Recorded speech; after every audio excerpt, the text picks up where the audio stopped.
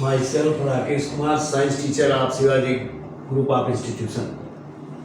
Science class में 7th class Hindi medium के बच्चों का स्वागत है। तो बच्चों, 3rd चैप्टर, वैसे ये चैप्टर है 10, लेकिन आपका जो सेकेंड टेस्ट में आने वाला ये 3rd चैप्टर है, अम्ल, क्षार और लवण।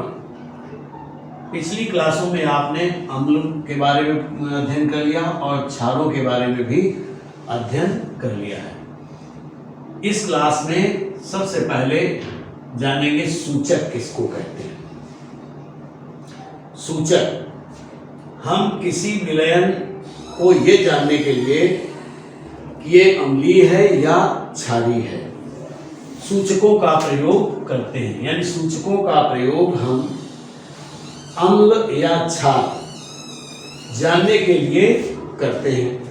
कुछ निश्चित यौगिक सूचक कहलाते हैं जो अपने रंग में परिवर्तन करके किसी विलयन के अम्लीय अथवा क्षारीय होने की सूचना देते हैं, उन्हें सूचक कहते हैं। तो एक बार फिर देखिए, सूचक किसे कहते हैं? कुछ निश्चित यौगिक सूचक कहलाते हैं जो अपने रंग में परिवर्तन करके किसी विलयन के अम्लीय अथवा क्षारीय होने की सूचना देते हैं, उन्हें सूचक कहते हैं। कुछ सामान्य तौर पर मिलने वाले यौगिक सूचकों में लिटमस पेपर, लाल और नीले 2 प्रकार के होते हैं लिटमस। तो लिटमस पेपर यानी लाल लिटमस पेपर और नीला लिटमस पेपर, मेथिल ऑरेंज, फिनाप्थलीन सार्वत्रिक सूचक हैं। नीचे दिए गए कुछ सिस्टम ऐसे हैं, जैसे लिटमस पेपर, लिटमस पेपर। अब ये 2 तरीके का होता है। एक होता है लाल लिटमस और दूसरा होता है नीला लिटमस पेपर। फिनाप्थलीन, लाल लिटमस पेपर, नीला लिटमस पेपर और फिनाप्थलीन होते हैं, जिनसे हमको पता चल जाता है कि कौन सा पदार्थ अम्लीय है अथवा कौन सा क्षारीय है। तो अब आगे बढ़ते हैं। अम्लों और क्षारों के उपयोग, केवल बीच में सूचक रह गया था इसलिए मैंने सूचक बता दिया। अब पढ़ेंगे अम्लों और क्षारों के उपयोग। अम्लों और क्षारों के उपयोग।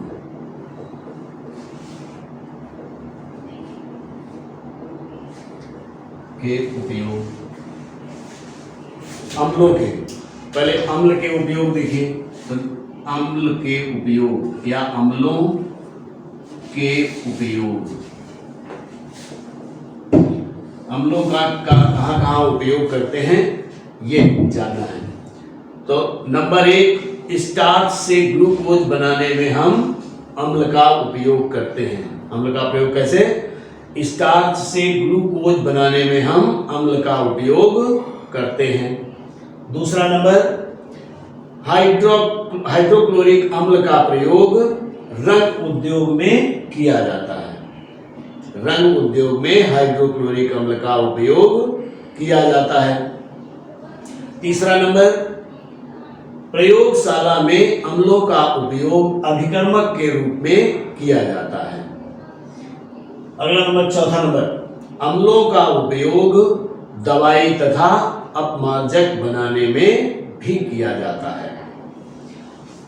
दूसरा होगा क्षारों का उपयोग। क्षारों के उपयोग, तो पहले हम अम्लों के उपयोग को एक बार फिर से कह दें। अम्लों के उपयोग, नंबर 1, स्टार्च से, अम्लों का प्रयोग स्टार्च से ग्लूकोज बनाने में किया जाता है। नंबर 2, दवाई तथा अपमार्जक बनाने में भी अम्लों का उपयोग किया जाता है। तीसरा नंबर, अम्लों का उपयोग प्रयोगशाला में अभिकर्मक के रूप में किया जाता है। अगला नंबर, हाइड्रोक्लोरिक अम्ल का प्रयोग रंग उद्योग में किया जाता है। तो ये अम्लों के उपयोग हो गए। अब क्षारों के उपयोग, क्षारों के भी बहुत सारे उपयोग हैं। तो क्षारों के उपयोग में नंबर 1, सफेदी के उपयोग में, सफेदी के उपयोग में क्षारों का उपयोग किया जाता है। नंबर 2, सोडियम हाइड्रोक्साइड क्षार का प्रयोग साबुन बनाने में किया जाता है। यानी साबुन बनाने में सोडियम हाइड्रोक्साइड क्षार का उपयोग किया जाता है। नंबर 3, औद्योगिक कारक के रूप में भी क्षारों का उपयोग किया जाता है। अगला नंबर, ब्लीचिंग पाउडर बनाने में भी क्षारों का उपयोग किया जाता है। एक बार फिर कह दे रहा हूं, क्षारों के उपयोग, क्षारों के उपयोग निम्न प्रकार से होते हैं। जैसे नंबर 1, सफेदी के उद्योग में क्षारों का उपयोग किया जाता है। नंबर 2, सोडियम हाइड्रोक्साइड क्षार का प्रयोग साबुन बनाने में किया जाता है। तीसरा नंबर, औद्योगिक क्षारक के रूप में भी क्षारकों का उपयोग किया जाता है। अगला नंबर, क्षारकों का उपयोग ब्लीचिंग पाउडर बनाने में भी किया जाता है। तो अम्ल और क्षारों के उपयोग भी आपने जान लिए। अब आया उदासीनीकरण। उदासीनीकरण,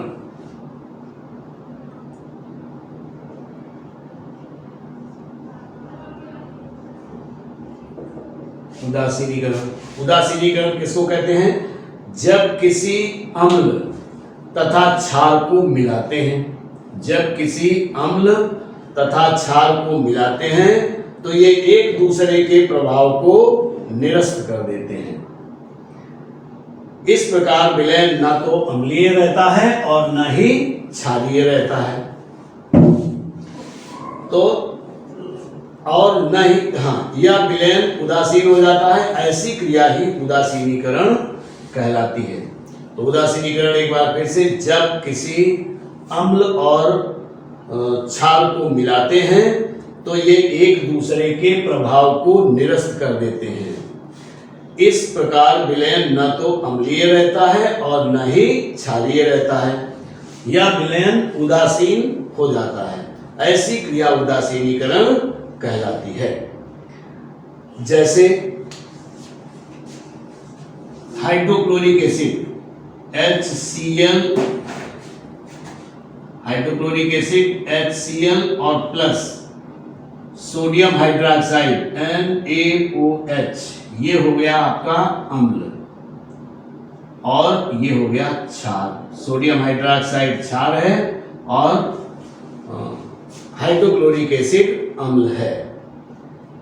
तो ये दोनों अभिक्रिया करके, यानी अम्ल और क्षार अभिक्रिया करके लवण और जल बनाते हैं। इसे ही उदासीनीकरण कहते हैं। तो क्लोरीन चूंकि माइनस आयन होता है और सोडियम प्लस आयन होता है, तो इससे क्लोरीन सोडियम के साथ जुड़कर NaCl, सोडियम क्लोराइड, और प्लस हाइड्रोजन हाइड्रोजन के साथ जुड़कर के H2 और O, ये O इसके साथ जुड़ करके H2O बन गया। तो ये हो गया लवण, हाइड्रोजन क्लोराइड, सोडियम क्लोराइड लवण हो गया, यानी ये नमक है, साधारण नमक, और ये हो गया पानी। यानी क्षार अम्लों के साथ अभिक्रिया करके लवण और जल बनाते हैं। इसका दूसरा उदाहरण भी है। जैसे जिंक हाइड्रोक्साइड को अगर हम HCl से मिलाते हैं, जिंक हाइड्रोक्साइड ZnOH का होल ट्वाइस और प्लस HCl, ये हो गया क्षार, हाइड्रोक्साइड क्षार होते हैं, और ये हो गया अम्ल।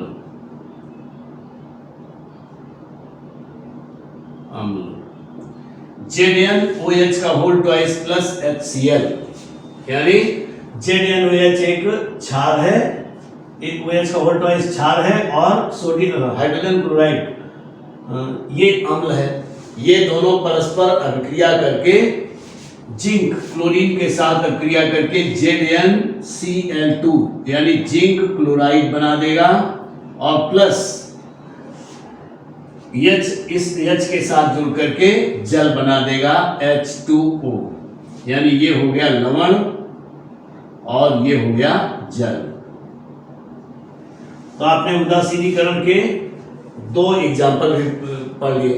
तो इस प्रकार से उदासीनीकरण क्रिया भी हो गई, यानी अम्ल और क्षारों को मिलाकर जब मिलाते हैं तो ये एक दूसरे के प्रभावों को निरस्त कर देते हैं और लवण और जल नई चीजें बना देते हैं। अब अगला नंबर है लवण। लवण किसको कहते हैं? अम्ल भी पढ़ लिया, क्षार भी पढ़ लिया, उनके उपयोग भी पढ़ लिए। अब लवण,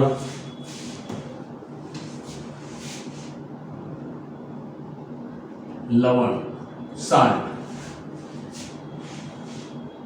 तो लवण वे पदार्थ जो अम्ल एवं क्षार की उदासीनीकरण क्रिया द्वारा बनाए जाते हैं उन्हें लवण कहते हैं। लवणों के गुण हमारे दैनिक जीवन में बहुत उपयोगी हैं। लवण,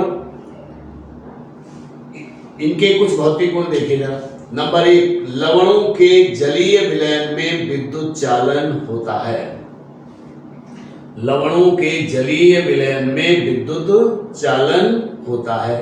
नंबर 2, लवण सामान्यतया जल में घुलनशील होते हैं। नंबर 3, लवणों के गलनांक एवं क्वथनांक उच्च होते हैं। लवणों के क्वथनांक एवं गलनांक दोनों उच्च होते हैं। अगला नंबर, लवण अधिकतर क्रिस्टल के रूप में होते हैं। अब लवणों का वर्गीकरण, लवणों का वर्गीकरण।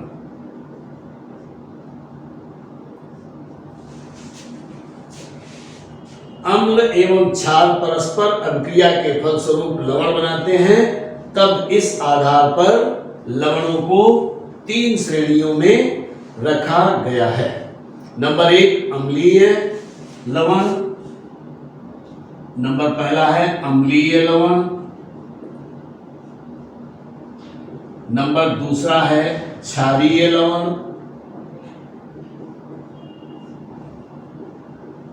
और नंबर तीसरा है उदासीनी लवण। उदासीनी लवण।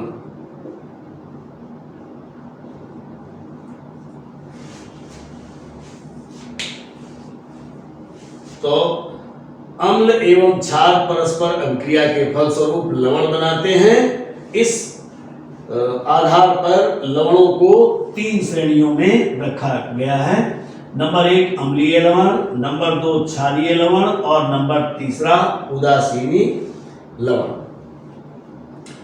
तो अब अम्लीय लवण किसे कहते हैं ये जानना है। पहला नंबर है अम्लीय लवण। तो अम्लीय लवण यदि क्रिया करने वाले अम्ल एवं क्षारों, यदि क्रिया करने वाले अम्ल एवं क्षारों में अम्ल की प्रबल तीव्रता होती है तो ये अम्लीय लवण बनाते हैं। एक बार मैं फिर से कह दे रहा हूं, यदि क्रिया करने वाले अम्ल एवं क्षारों में अम्ल की प्रबल तीव्रता होती है तब इनसे बनने वाले लवण अम्लीय लवण कहलाते हैं। जैसे अम्लीय लवण में अम्लीय लवण,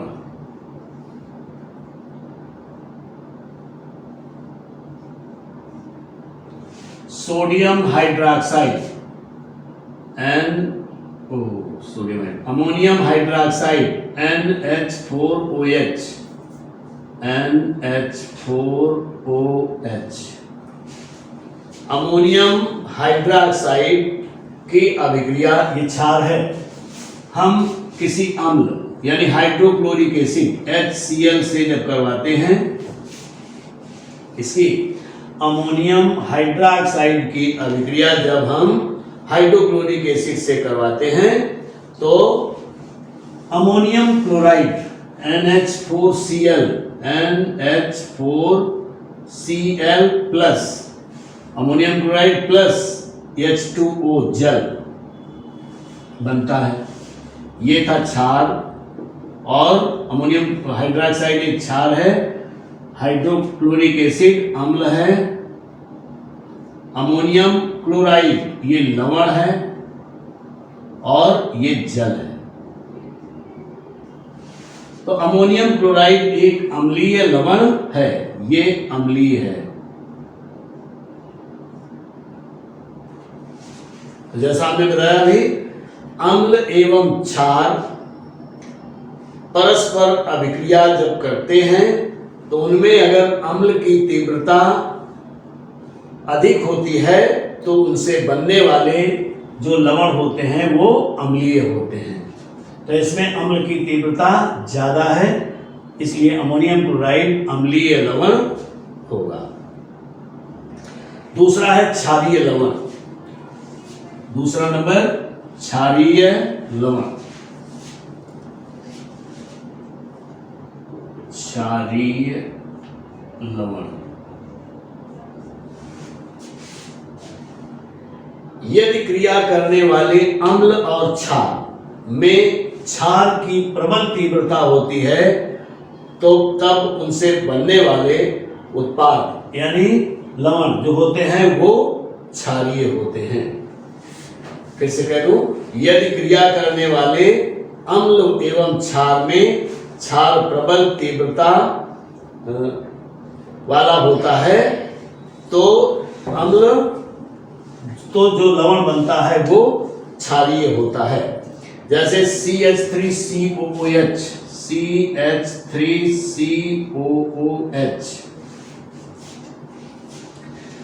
एसिटिक एसिड प्लस NaOH